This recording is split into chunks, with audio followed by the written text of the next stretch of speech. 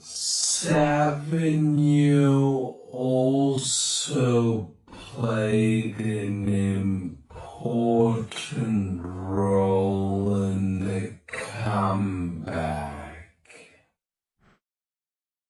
His equalizing goal helped shift the momentum of the match, and his pace caused problems for Newcastle's defense throughout the game.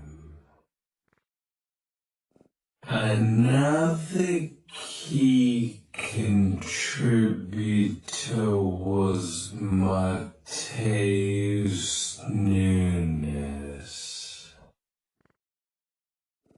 The Portuguese midfielder provided the assist for Marmoush's first goal and helped control the midfield with intelligent passing and movement.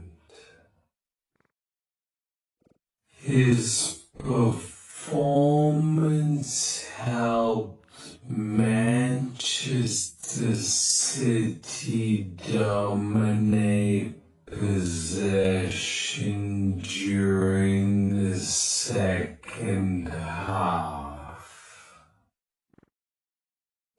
One of the most impressive aspects of Manchester City's performance was that Pep Guardiola rotated several players for this FA Cup fixture.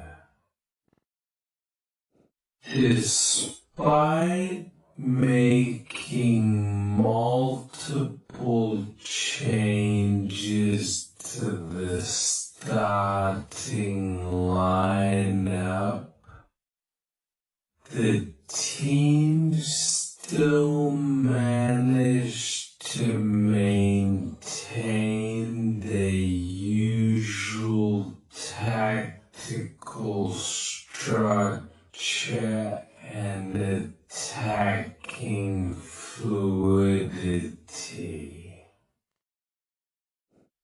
For Newcastle United, the match was a frustrating result.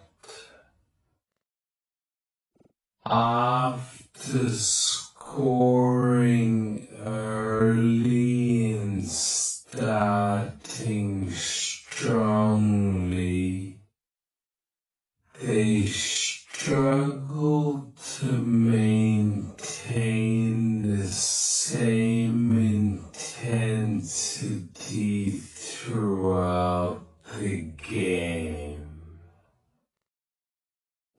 As Manchester E6 seed in the Eastern Conference playoff chase, while Utah has struggled this season, dealing with injuries and a long losing streak. Heading into this game, the Jazz were losers of 6 straight games, and and they continued to battle despite being undermanned. In the first quarter, Philadelphia came out strong, taking an early lead by scoring 29 points while Utah managed 22. The Sixers' balanced defense was evident early, and Utah tried to keep pace.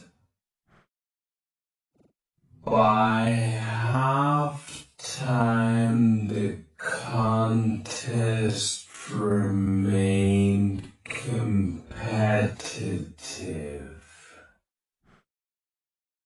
Both teams pushed each in striking distance heading into the second half. In the third quarter, Utah found more scoring rhythm and put together several strong offensive possessions. They outscored Philadelphia in that period, narrowing the gap and keeping themselves firmly in the game. Their scoring in the facing a playoff contender.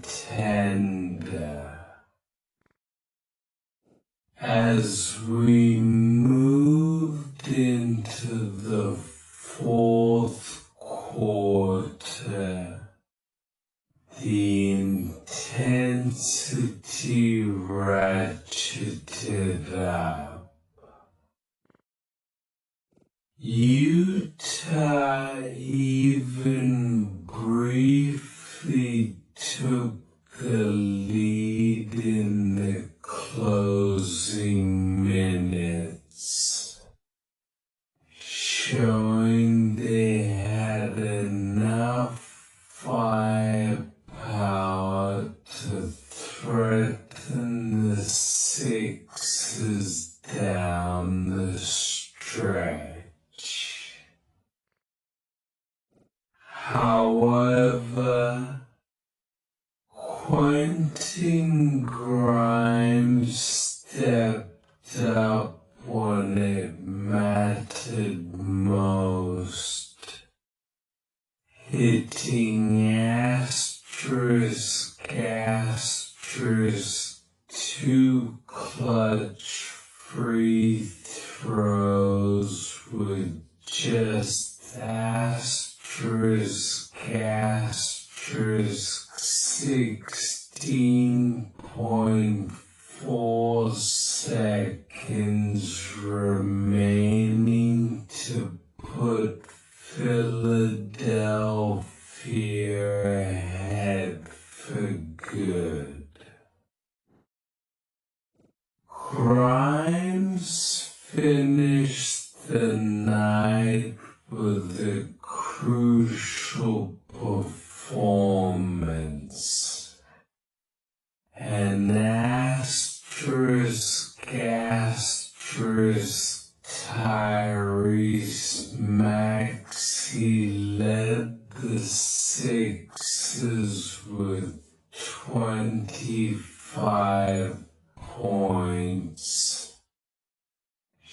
showcasing his scoring ability and importance to the team's offense. Another strong night for Maxey helped Philly maintain offensive balance. Jabari Walker also contributed significantly, finishing with 22 points, and helped the Sixers control momentum throughout the game, especially in key pockets of the second half as Utah fought back. For the Jazz, Keontae George was the standout performer, leading all scorers with 30 points. His aggressive play and scoring efficiency kept Utah competitive and provided plenty of excitement for fans watching this matchup. Despite George's big scoring night, the Jazz couldn't quite close it out. Utah missed several field goal attempts in the final minutes and couldn't convert enough defensive stops to regain control. A huge storyline from this game was the injury situations for both teams. The 76ers were without several key players, including Joel Embiid, who continued to miss games with a strained oblique, as well as VJ Edgecombe, Kelly Oubre Jr., Johnny Broom, and Paul George serving a suspension at the time. Utah also dealt with significant significant absences as multiple players were sidelined. Long-term situations and injuries limited their rotation, including Lauri Markkanen,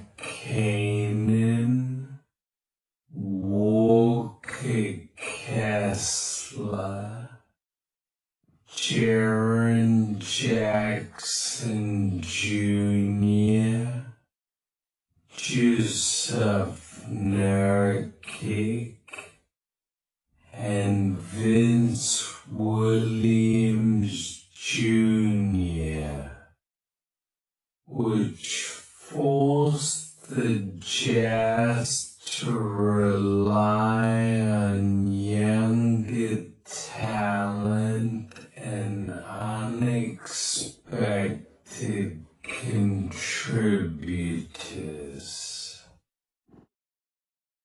In terms of team performance, the Sixers' ability to attack in the paint, hit timely shots, and take advantage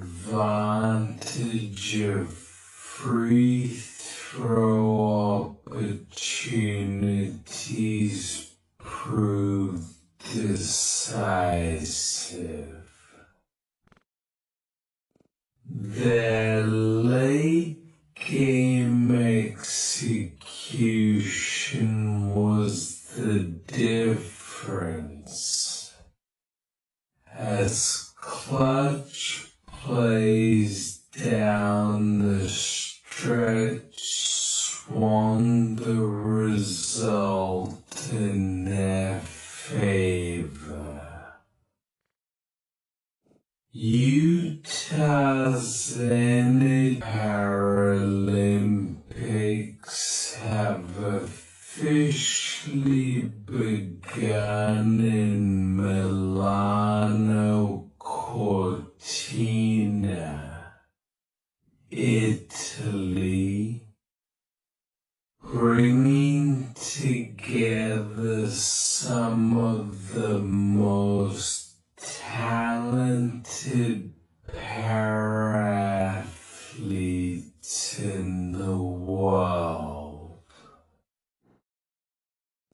This global sporting event runs from March 6th to March 15th and celebrates both elite athletic performance that defines Paralympic sport.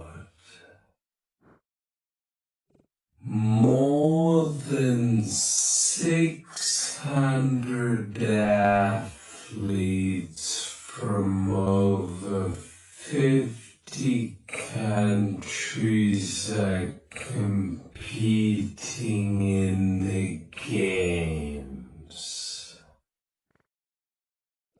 These athletes will battle for medals across 6 major winter sports, including para-alpine skiing, para-biathlon, para-cross-country skiing, para-snowboard, para ice hockey, and wheelchair curling. The competition is taking place across several iconic locations in northern Italy.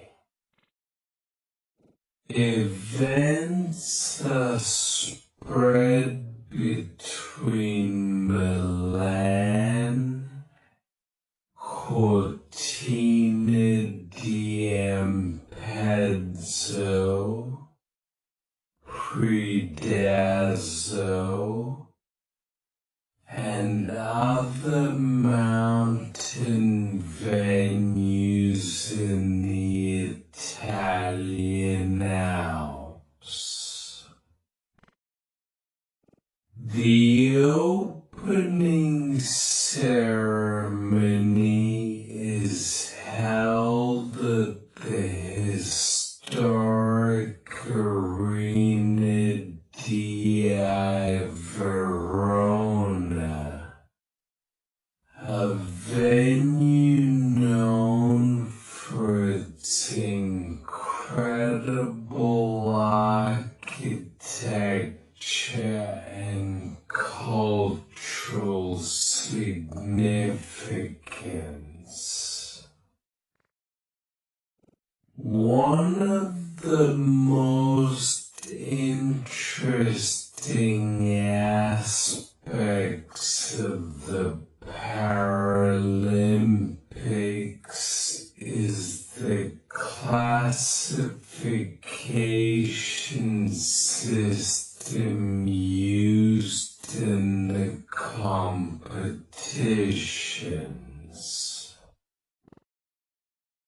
Athletes compete in categories based on their type and level of disability to ensure fair competition.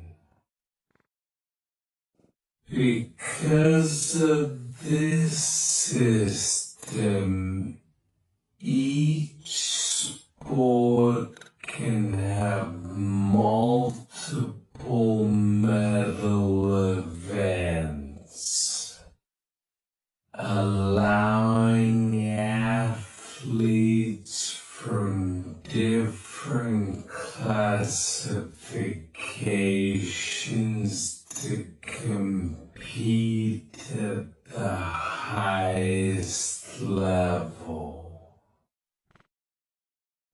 Another highlight of the 2026 Winter Paralympics is the introduction of new events.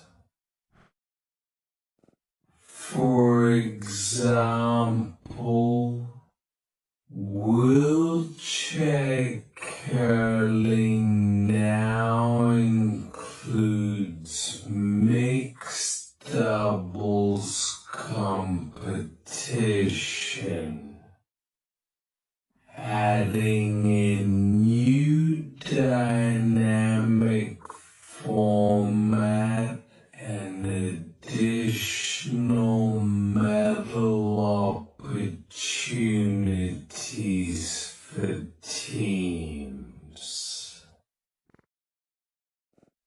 Fans around the world are excited to watch the games, and there are several ways to follow the action live. Broadcasters across different regions are providing television cones, making it easier for fans to watch the competitions from anywhere. The Winter Paralympics are not just about medals and records. They are about stories of determination, perseverance, and innovation. Many athletes competing in the games have overcome serious injuries, life-changing events, or physical challenges to reach the world stage. These athletes train for years to compete at the highest level, and their performances demonstrate the incredible possibilities of adaptive sports. With advances in equipment, training techniques, and global awareness, the Paralympics continue to grow as one of the most inspiring sporting events in the world. Throughout the Games, viewers will witness intense competition in skiing races across steep mountain slopes, fast-paced ice hockey matches between elite national teams, and thrilling snowboard events where athletes push the limits of speed and control. Every edition of the Paralympics brings new heroes and unforgettable moments.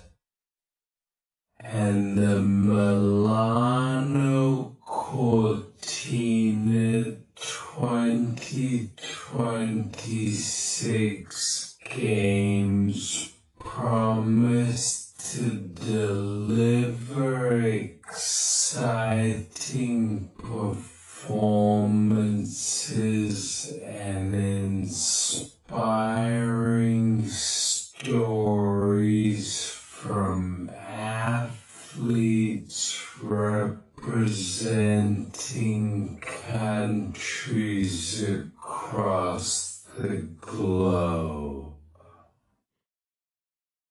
As the competition continues over the next several days, millions of viewers will be watching to see which athletes rise to the top and which countries dominate the medal table.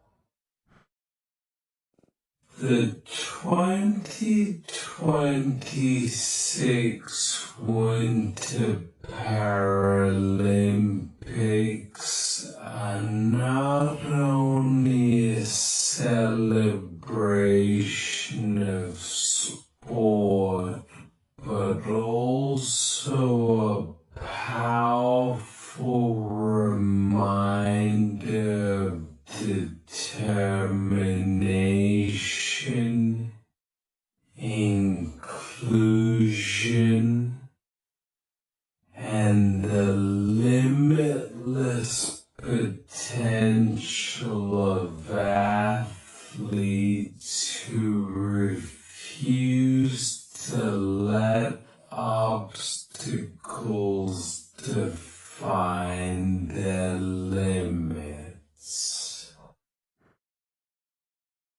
Arvid Lindblad is one of the most exciting young talents entering Formula One.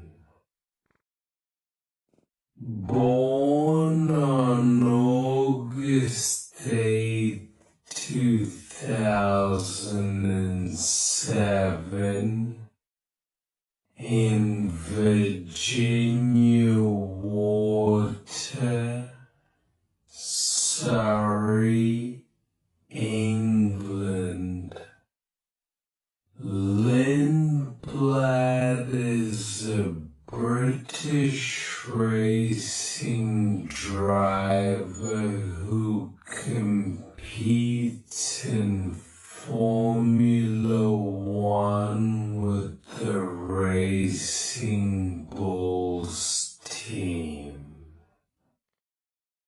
Formula One. But Lindblad's rise was unusually fast thanks to strong performances and support from the Red Bull Junior Development Program. Lindblad's journey into motorsport began very early.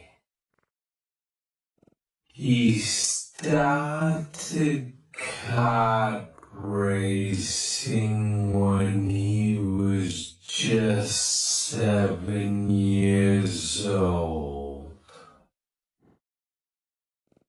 Karting is often the first step for professional racing drivers, and it allows young drivers to develop essential skills such as racecraft,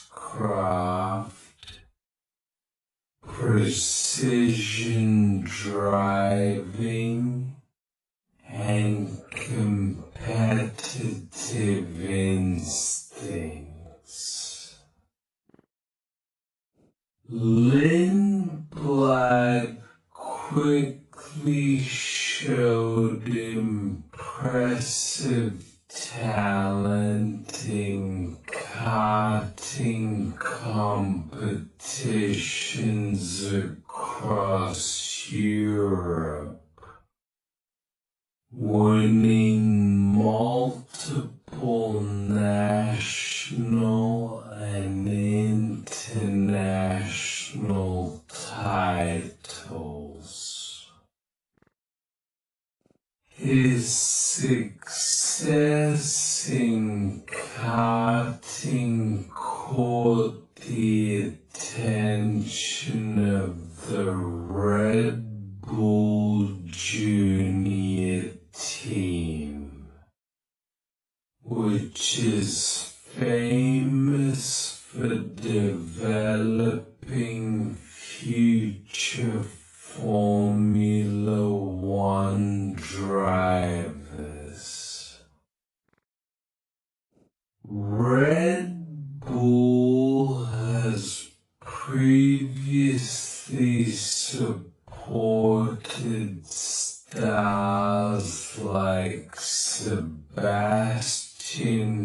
Vettel and Max Verstappen. Lindblad joined the Red Bull program in 2021 when he was still a teenager, marking him as one of the most promising young drivers in the sport. After karting, Lindblad moved into single-seater racing. His early experience in Formula 4 helped him adapt to the larger and more powerful racing cars used in professional motorsport. In the Italian Formula 4 Championship, he demonstrated strong potential and quickly became competitive against more experienced drivers. The next major step in his career came in Formula 3. Competing with the well-known Prema Racing team, Lindblad gained attention by becoming the youngest race winner in the history of the FIA Formula 3 Championship.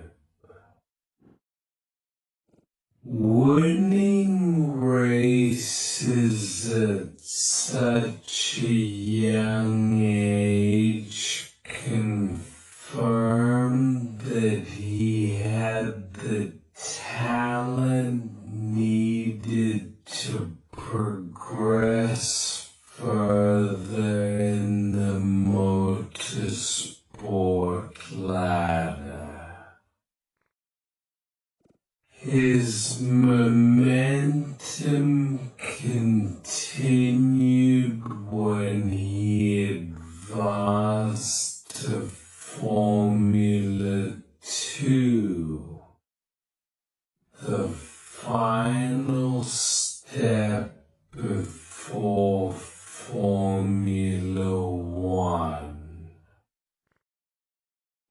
In this championship, he achieved multiple race victories and podium finishes,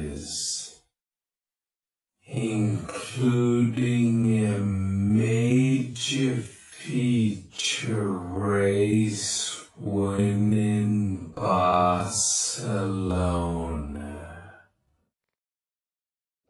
These performances impressed the Red Bull management and strengthened his reputation as one of the best young drivers in the junior categories. Another interesting aspect of Lindblad's background is his international heritage. His father is Swedish, while his mother has Indian ancestry, giving him a multicultural background that has attracted attention from fans around the world. Although he races under the British flag, many fans from different countries follow his career closely. Before his official Formula 1 debut, Lindblad also gained experience driving F1 machinery during testing sessions and practice runs.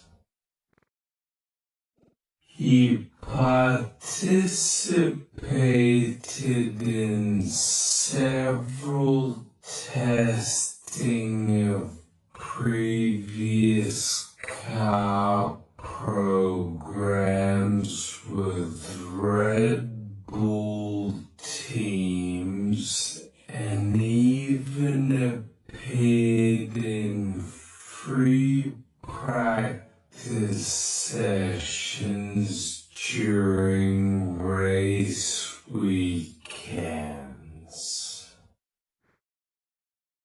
These experiences helped him learn how to manage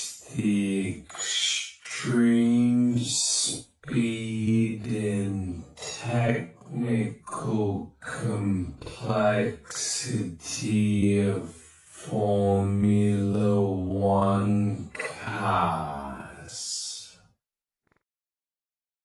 In 2026, Lindblad finally reached Formula One as a full-time driver with Racing Bulls, Red Bull's sister team. This team has historically been used to develop young drivers, began the F1 careers through this pathway. Joining the grid at such a young age also comes with major expectations. Formula One is one of the most demanding sports in the world. The VNSH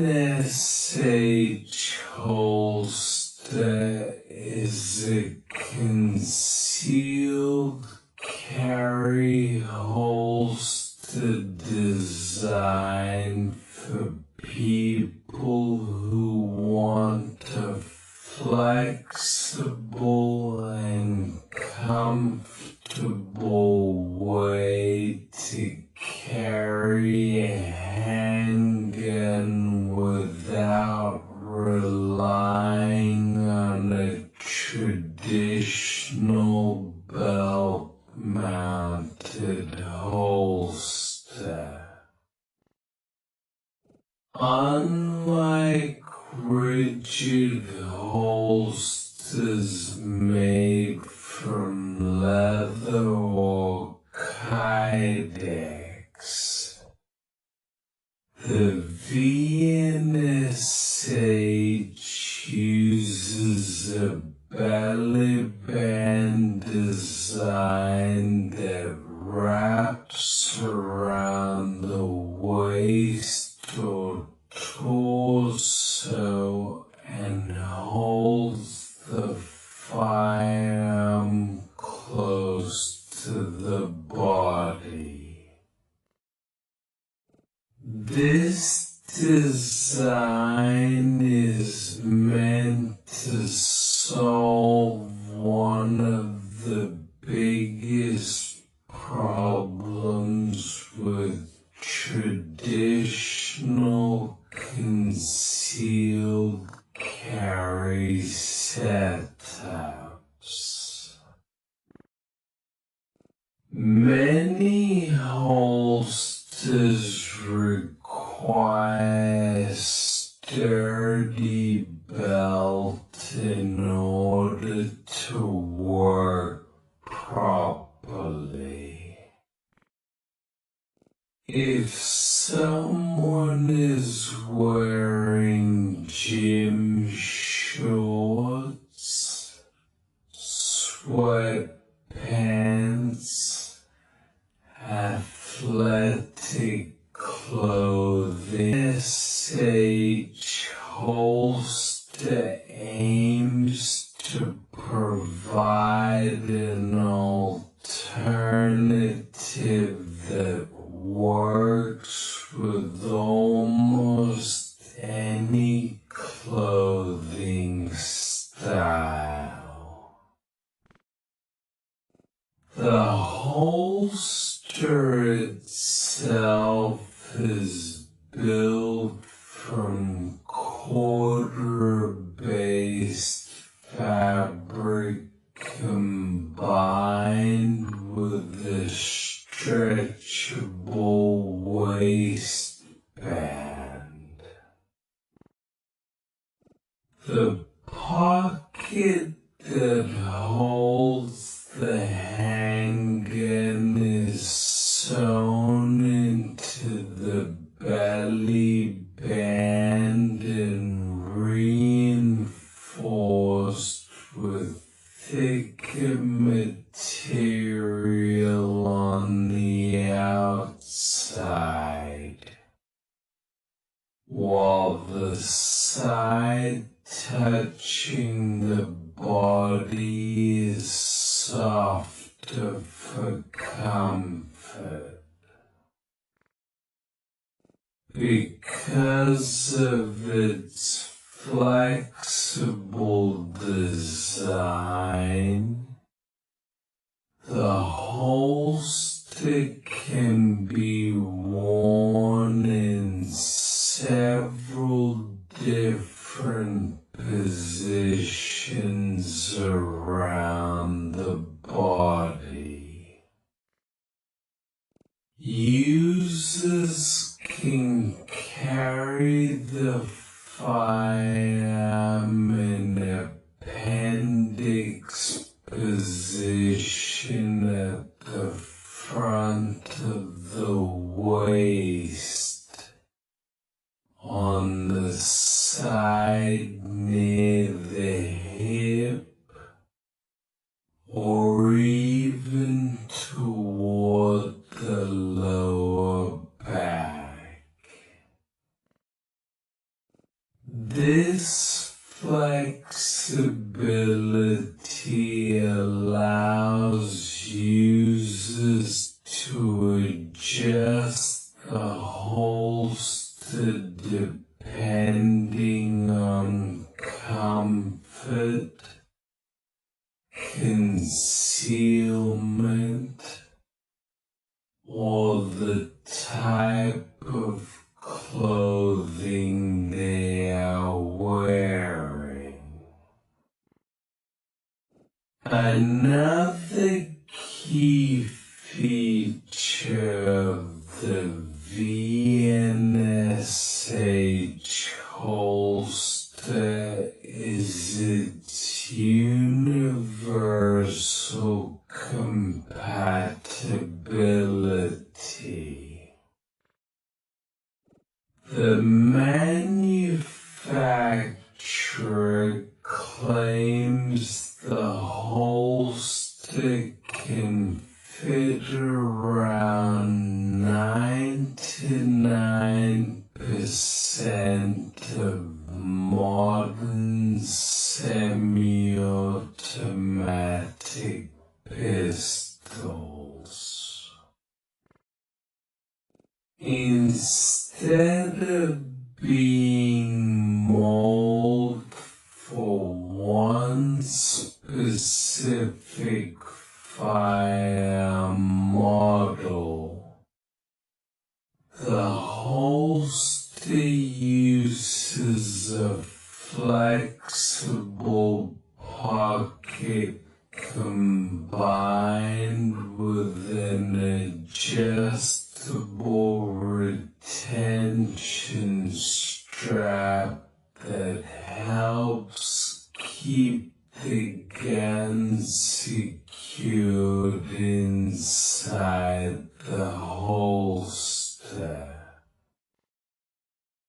In addition to holding the firearm, the belly band also includes extra pockets that can be used for spare magazines or small items like a knife or flashlight. For people who want to carry additional gear without wearing extra magazine pouches, this design can be convenient.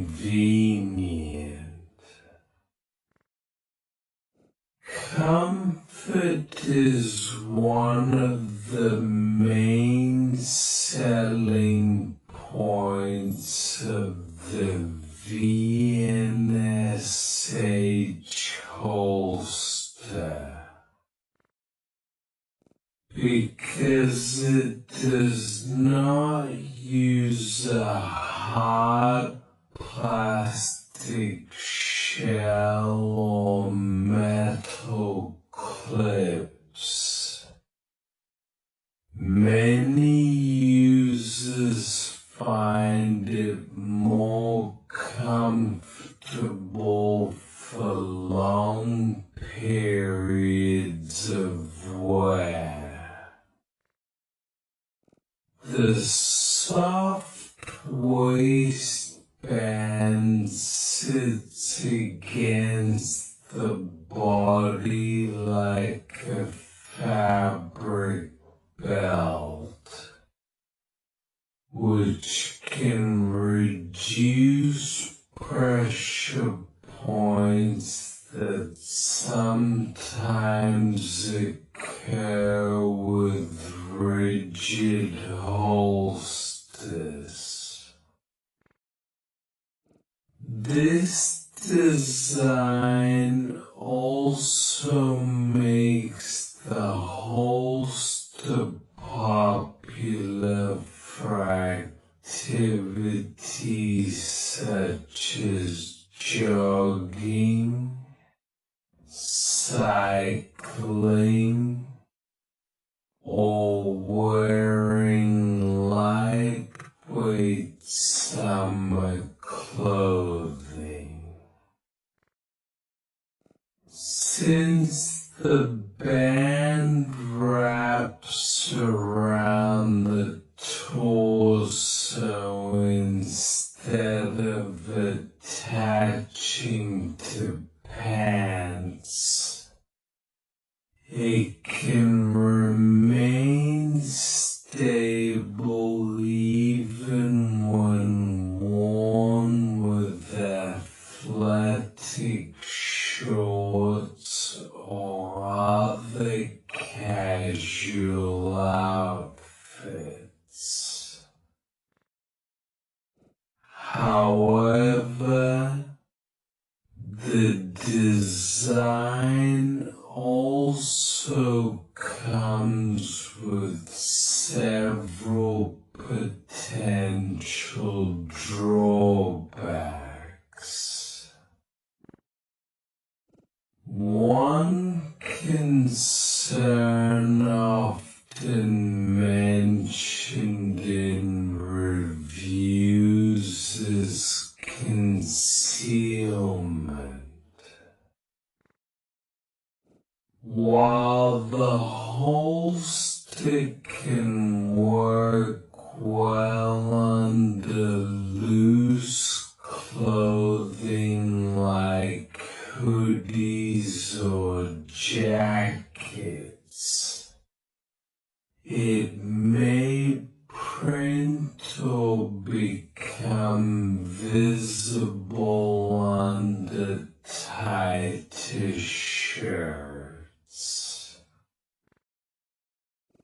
The soft material does not always hold the firearm close enough to the body to completely hide the grip in certain outfits. Another issue involves drawing the firearm quickly,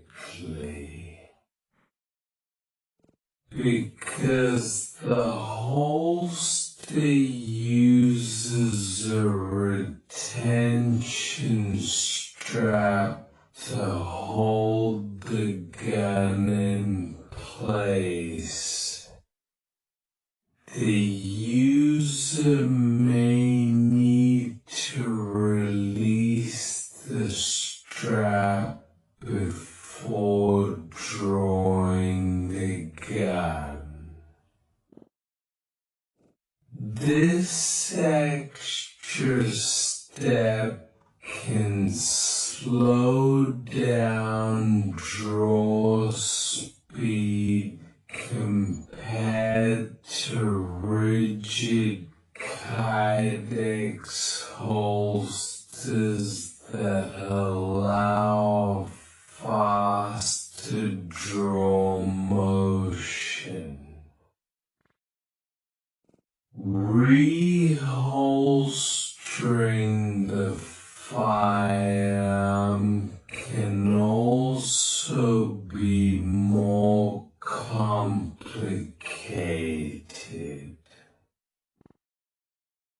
Soft holsters do not always keep the holster mouth fully open after the gun is drawn. This means the user may need to carefully guide the gun back into the holster, which can take more time and attention. Some reviewers have also raised safety concerns about the flexibility of the material around the trigger area, because the holster is the trigger during the process. Despite these concerns, the VNSH holster still appeals to many people who prioritize comfort and versatility. A rare and exciting astronomical event is happening on March 3rd, 2026. A total lunar eclipse, commonly known as a blood moon. In this video, we are going to explain everything you need to know, from the exact timings where it will be visible, what a lunar eclipse actually is, how it happens, and why the moon can appear red during this phenomenon. First, let's understand understand what a lunar eclipse is. A lunar eclipse occurs when the Earth comes directly between the Sun and the Moon, causing the Earth's shadow to fall on the Moon. In a total lunar eclipse, the shadow completely covers the Moon. When this happens, the Moon doesn't disappear. It turns a reddish or coppery color. This is why people often call it a blood moon. The red color is caused by Earth's atmosphere. When sunlight passes through the Earth's atmosphere, the shorter blue wavelengths scatter, while the longer red wavelengths bend and fall onto the Moon's surface. This effect gives the eclipsed Moon its striking red color, making it one of the most visually stunning events in the sky.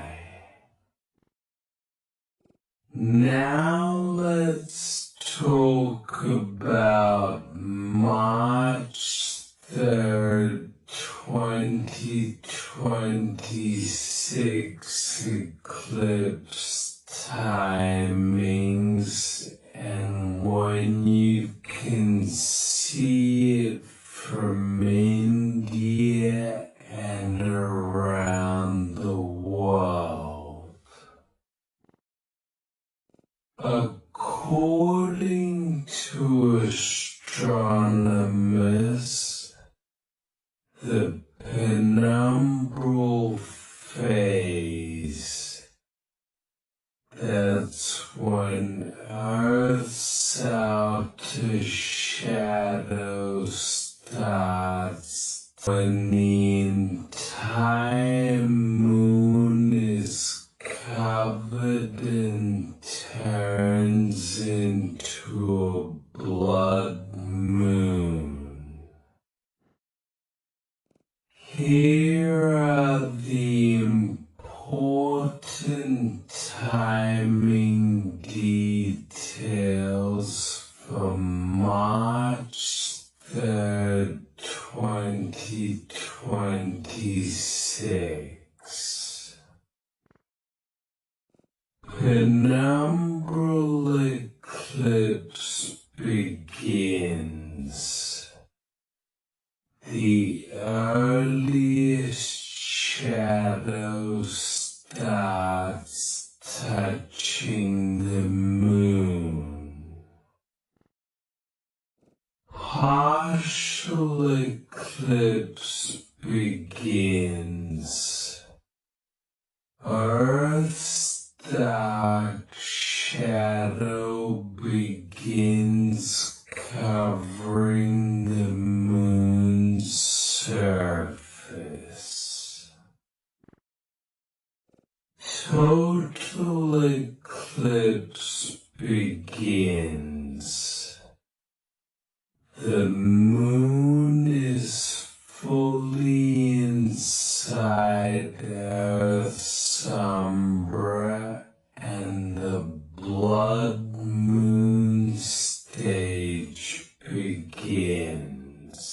outer shadow remains on the moon.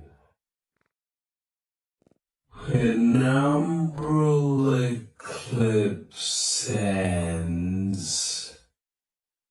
The eclipse completely finishes.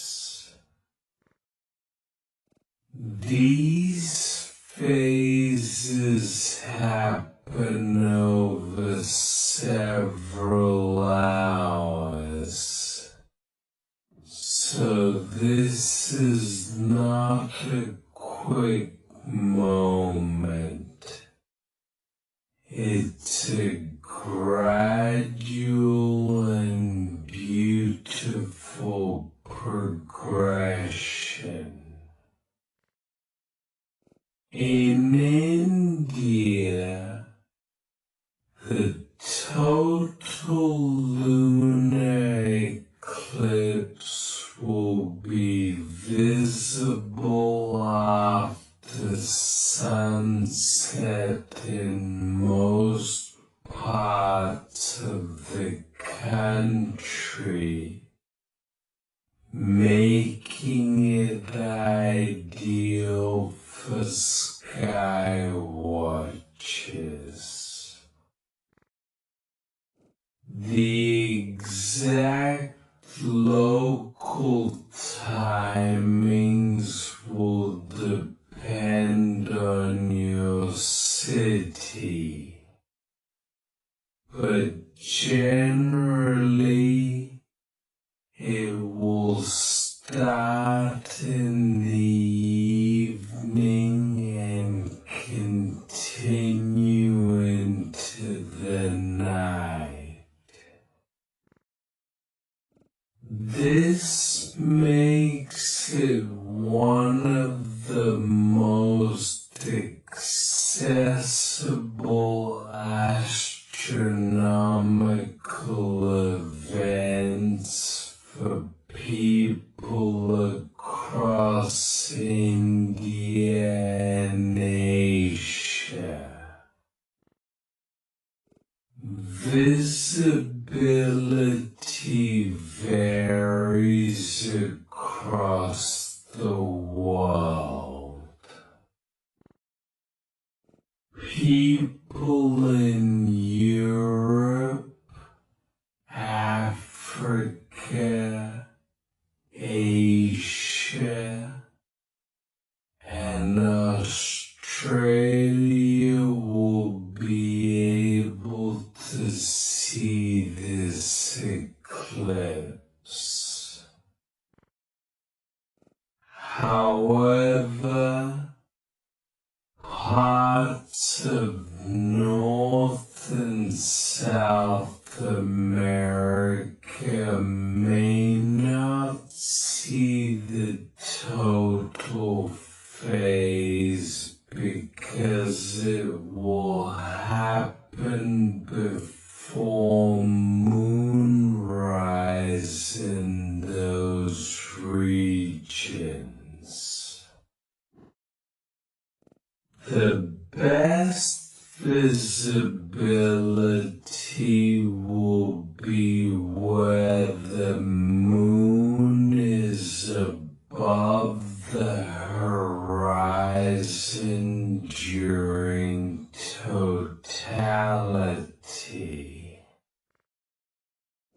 Many cultures consider lunar eclipses spiritually significant.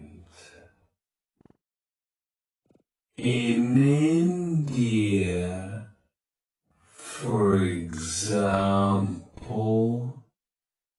there is a tradition of observing Sutak call before an eclipse. Sutak call refers to a period before the eclipse when some people avoid certain activities, especially religious ceremonies or food preparation. Although these beliefs vary by community, they are an important part of eclipse culture in many regions. From a scientific point of view, lunar eclipses are safe to observe with the naked eye. Unlike solar eclipses, the license fee has been the main way of funding the BBC for decades.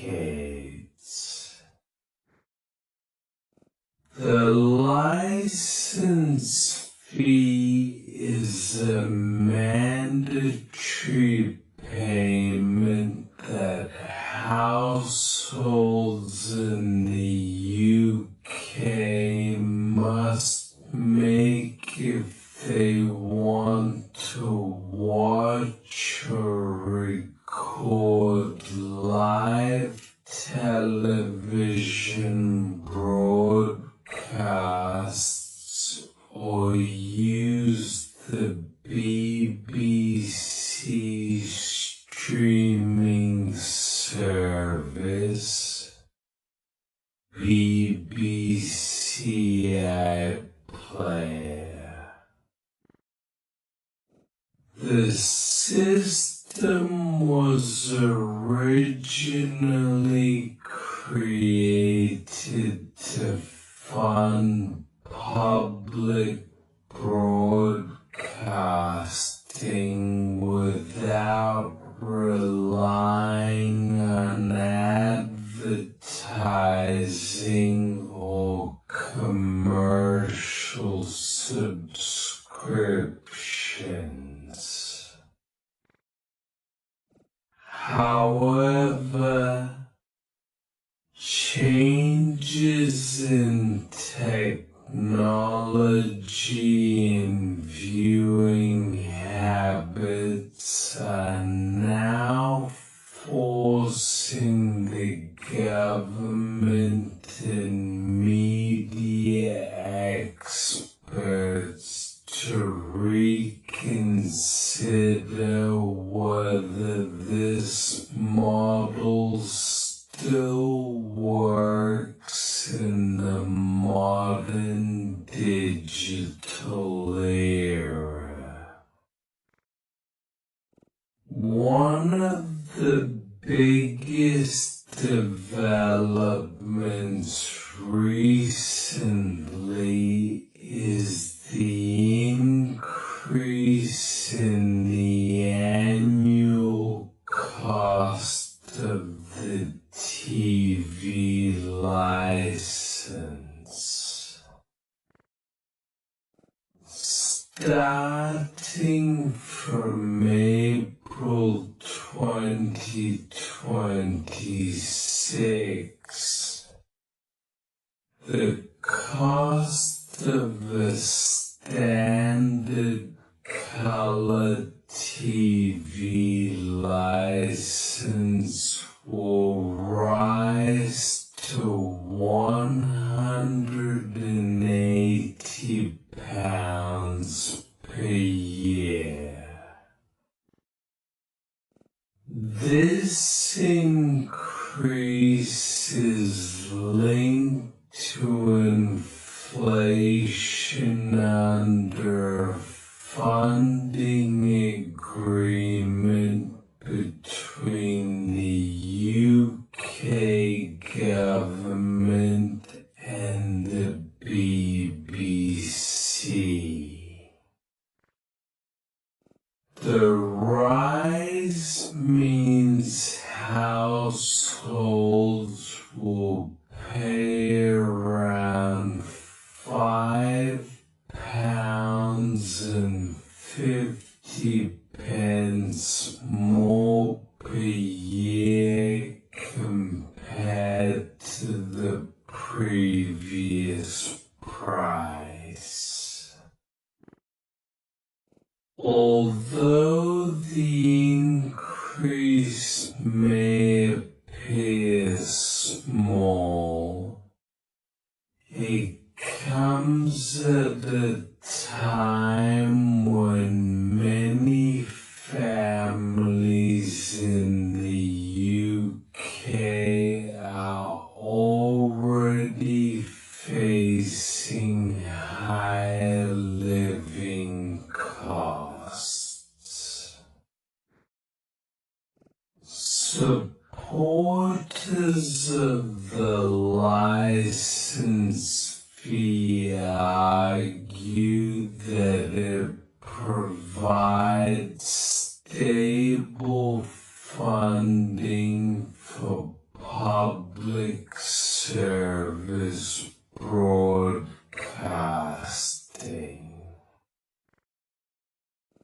The BBC uses this money to produce news, documentaries, educational programs, entertainment shows, and major national events. The funding also supports other broadcasters like the Welsh language channel S4C.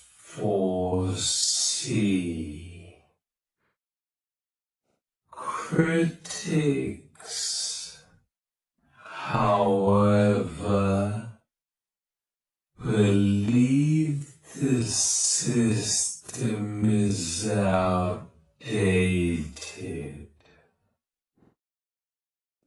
They argue that the license fee was designed in a time when people mainly watched scheduled television broadcasts. Today, many viewers prefer streaming platforms and on-demand services instead. Because of this shift, some of the key reasons the UK government has launched a public consultation as part of the BBC's Royal Charter Review. The current charter runs until the end of 2020. 27, and officials are examining different options for how the BBC could be funded in the future. Several possible alternatives are being discussed. One option is to reform the license fee rather than remove it entirely. This could involve changing how the fee is calculated or offering different pricing levels for different groups. Another possibility is introducing subscription-style services for some BBC content,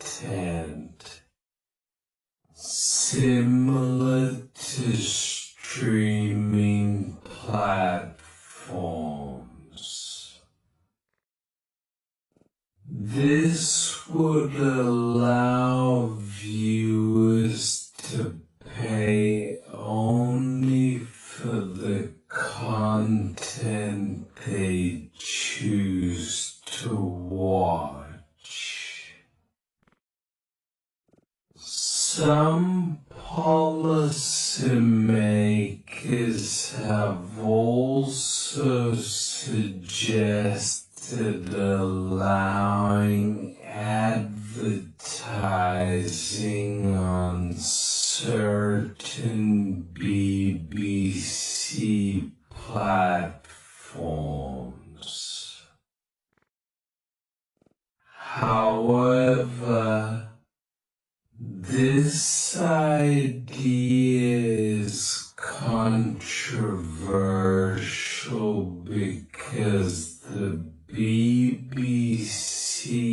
has traditionally been funded without commercial advertisements. Another challenge facing the license fee system is declining compliance. In recent years, more households have stopped paying for a license or claim they do not need one. This has resulted in significant financial losses for the broadcaster. Reports suggest the BBC may be losing hundreds of millions of pounds each year due to unpaid license fees. Oscar P. Piastri, driving for McLaren, crashed out of the race on his way to the starting grid, ending his home Grand Prix before the lights even went out. The Australian Grand Prix is one of the most iconic races on the Formula One calendar. Held at the Albert Park circuit in Melbourne, it traditionally attracts huge crowds and intense excitement, especially when an Australian driver is competing at the front of the grid. In 2026, expectations were particularly high because Oscar Piastri had shown impressive pace throughout the weekend. During the practice sessions leading up to the race, Piastri looked extremely competitive.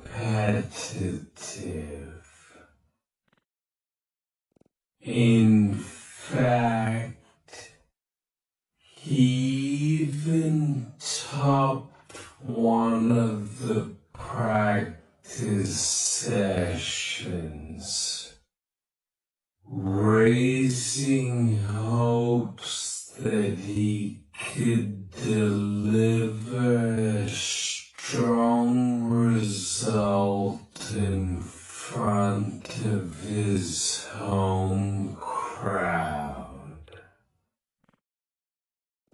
The atmosphere around the circuit was filled with excitement as fans believed the McLaren driver could challenge for a podium or even a victory. Qualifying also went well for Piastri. He secured fifth place on the starting grid, which positioned him strongly for the race. With a competitive car and strong pace throughout the weekend, many analysts believed he had a real chance to fight for a top finish once the race began. However, everything changed just to leave the pit lane and drive around the circuit once before lining up on the starting grid. It helps them check track conditions, tire temperatures, and prepare their cars for the race start. During this reconnaissance lap, Piastri lost control of his McLaren while exiting a corner. Reports indicate that the car locked up under braking and slid toward the barrier. The car then spun across the track and hit the wall at Albert Park, causing serious damage to the front of the vehicle. The crash destroyed the front wing and damaged the right front wheel of the McLaren. Because of the damage, the team was unable to repair the car in time for the race start. As a result, Oscar Piastri was forced to retire before the race even began. Fortunately, the driver himself was unharmed. After the crash, he climbed out of the car and walked back to the pit safely. However, the emotional impact was clear. For a driver competing in his home race in front of thousands of Australian fans, being eliminated before the race even started was devastating. The crowd at Albert Park reportedly fell silent after the crash. Many fans had come specifically to support Piastri, hoping to see him perform strongly on home soil.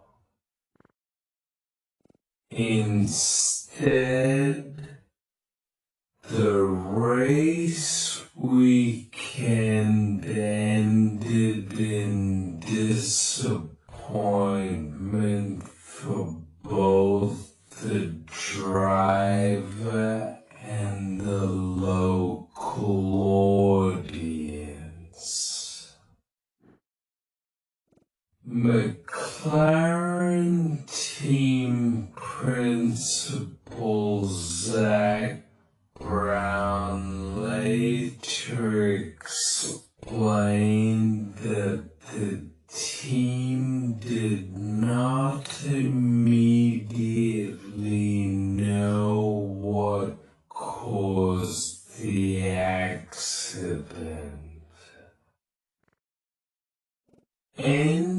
Engineers plan to analyze the telemetry and data after the race to understand whether the crash was caused by driver error, tire temperature issues, braking problems, or other technical factors.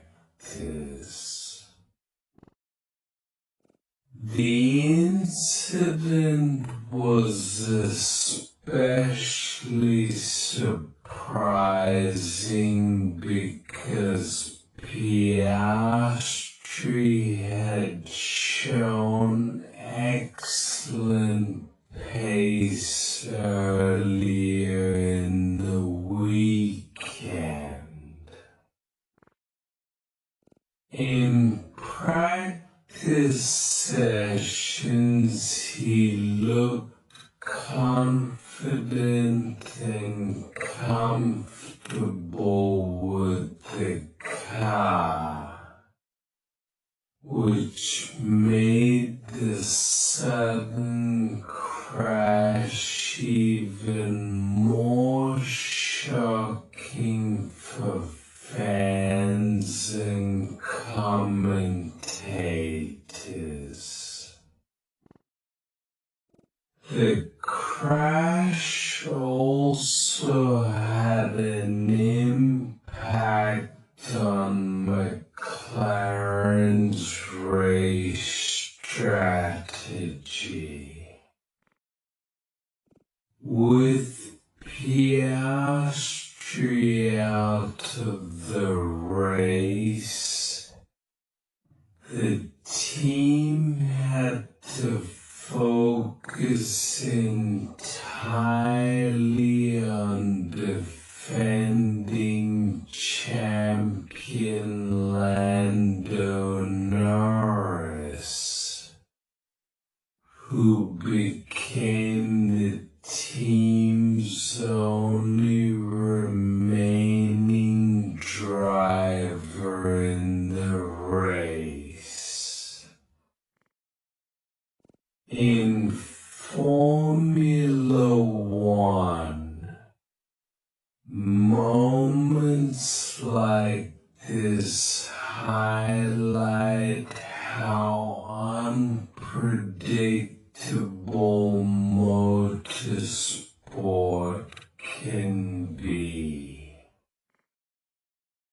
Even before a race begins, small mistakes or unexpected mechanical issues can input.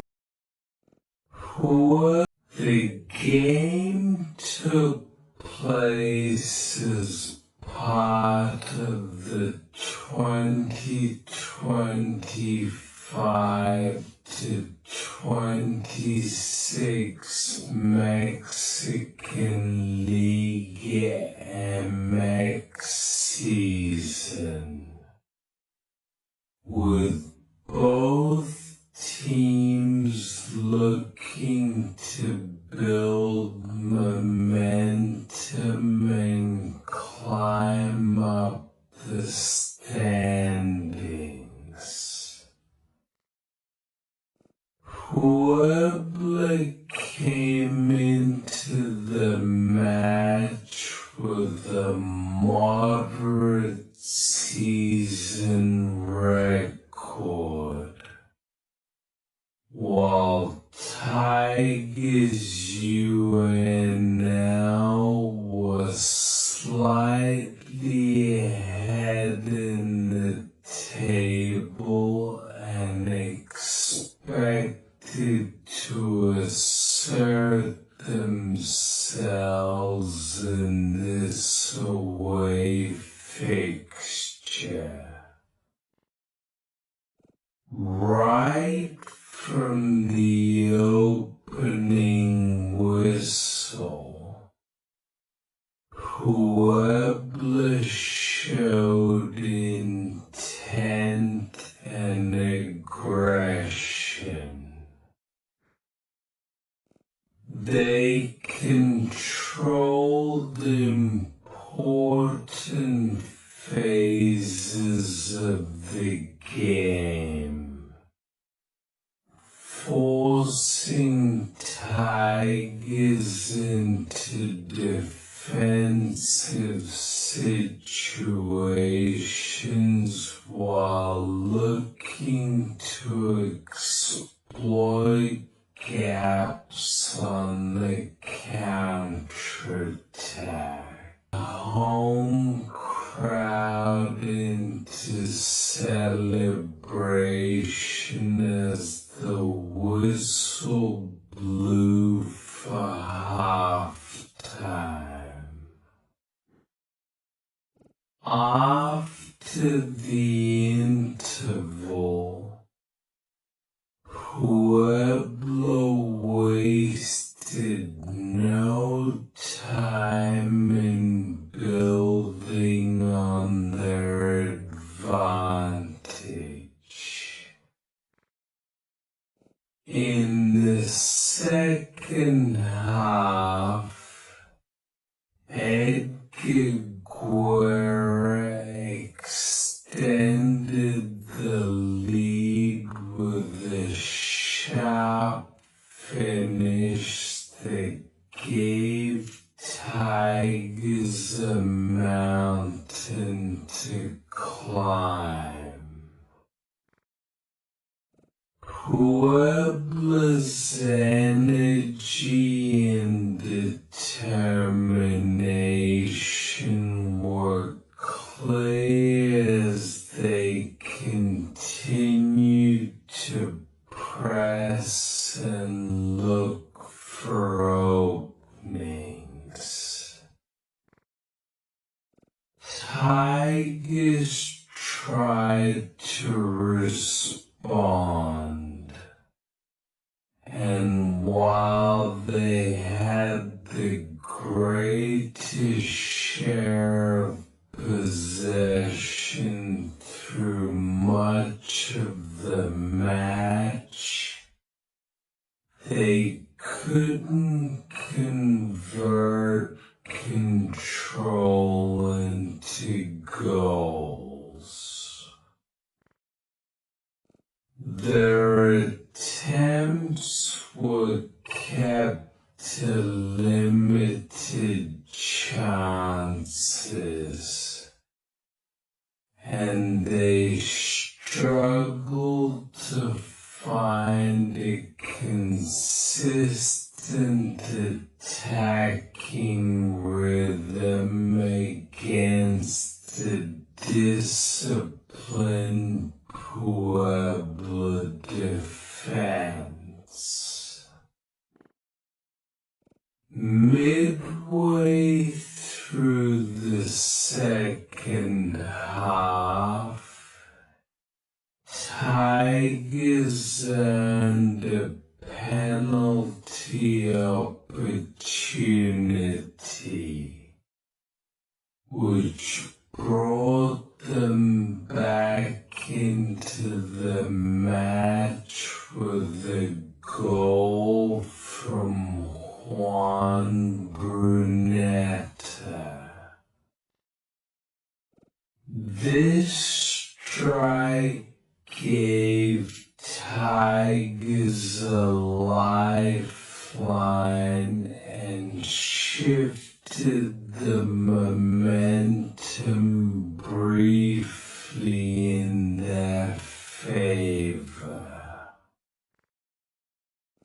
However, Puebla refused to relent.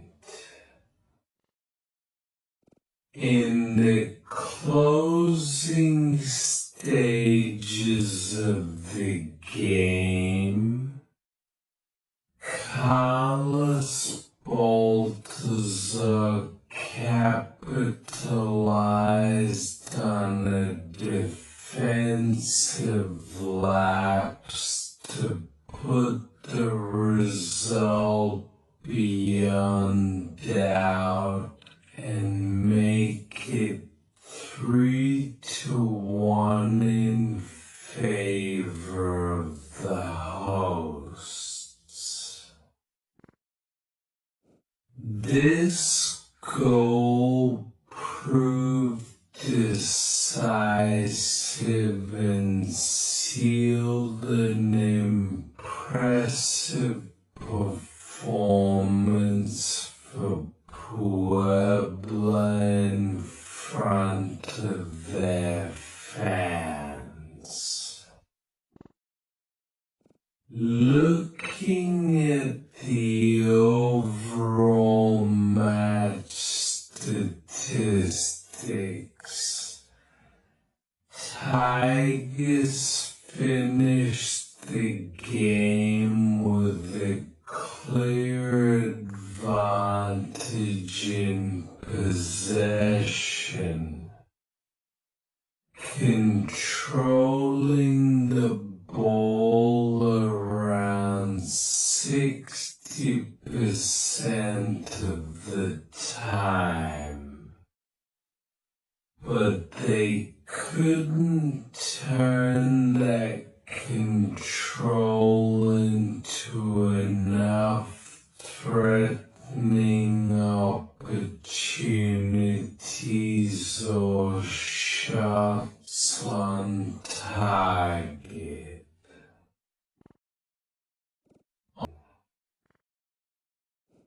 Goals at crucial moments gave them control and confidence throughout the match.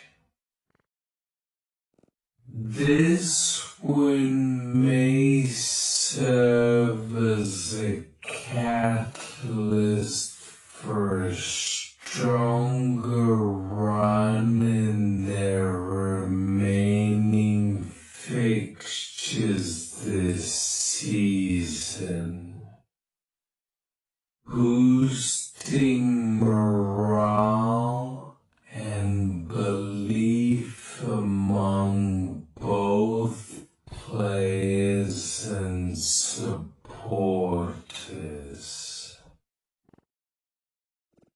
For Tigers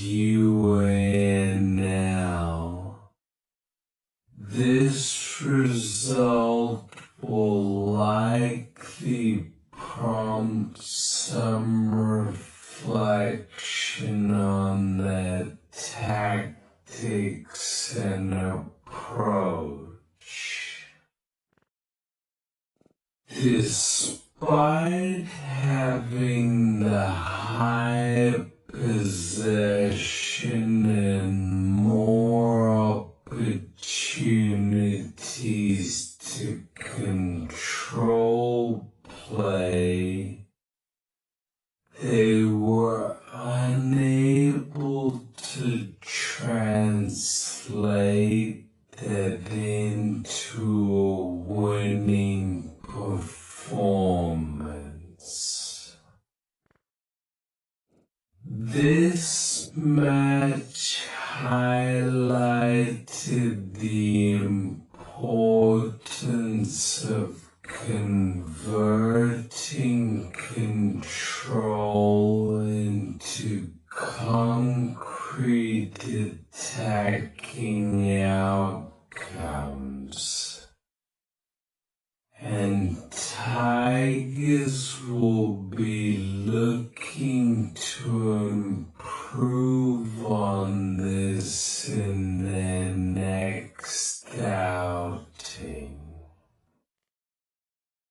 Overall, this Puebla versus Tigers clash delivered drama, goals, and a major upset, giving football fans plenty to talk about.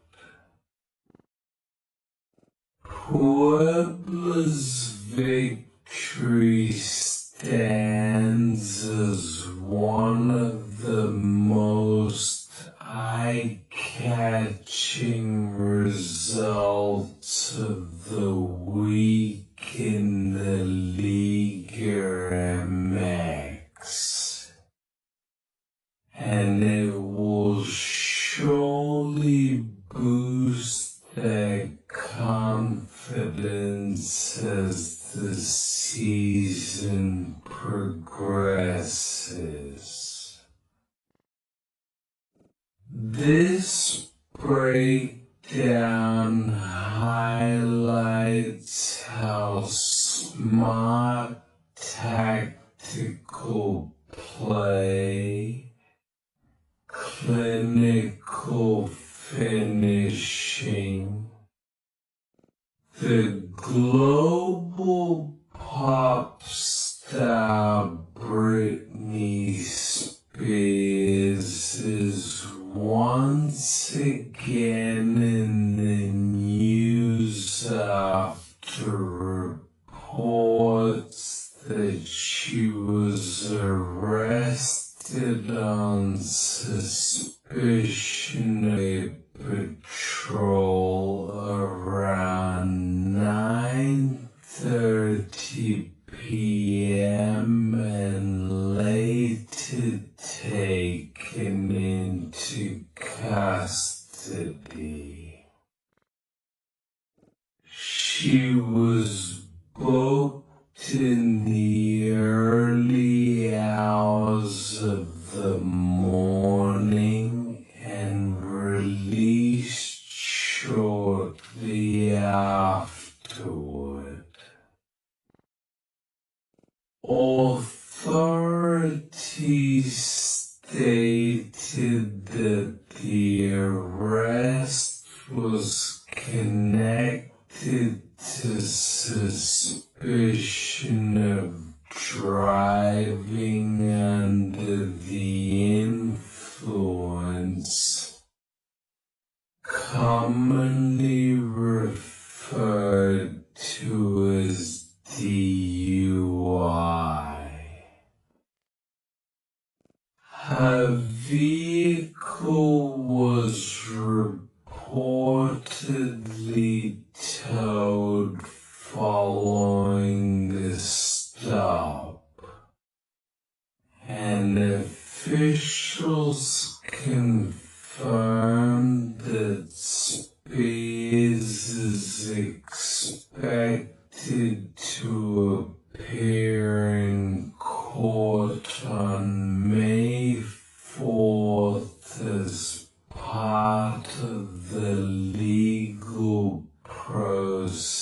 has connected to the case. At the time of the reports, detailed information about the guy in the late 1990s and early 2000s with chart-topping hits and record-breaking album sales. Her influence helped shape modern pop music, and she quickly became one of the most recognizable celebrities in the world. However, her life in the public eye has also included intense media scrutiny and personal challenges. Her finances and personal decisions. What was initially described as a temporary arrangement lasted for more than a decade. The conservatorship became one of the most controversial celebrity legal battles in recent years. Fans and activists launched the global Free Britney movement, arguing that the arrangement restricted her independence. After years of legal disputes and court hearings, the conservatorship was finally terminated in 2021, restoring Spears' legal control over her life and finances. Since then, Spears has mostly stayed out of traditional media appearances and has communicated with fans primarily through social media posts, including dance videos and personal messages. In recent years, she has also spoken openly about the emotional toll of the conservatorship and the intense pressure of living under constant public scrutiny. The new DUI arrest has therefore sparked renewed discussion about her well-being and the challenges she continues to face after years of legal and personal turmoil. Observers note that the pressures of global fame, combined with personal struggles and media attention, can create difficult situations for many celebrities. Despite controversies, Spears remains one of the most influential figures in pop culture history. Her music, performances, and impact on the entertainment industry continue to shape the careers of newer artists. The current situation is still developing,